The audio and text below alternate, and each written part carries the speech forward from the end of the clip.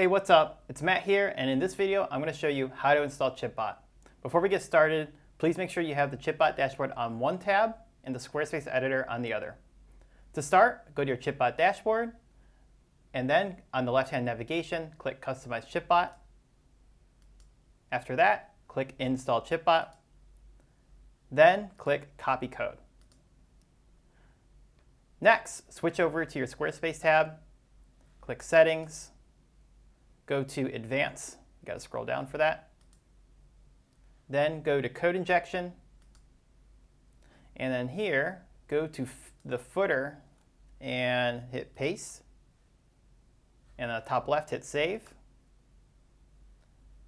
And then you'll see ChipBot installed on your SquareSpace site.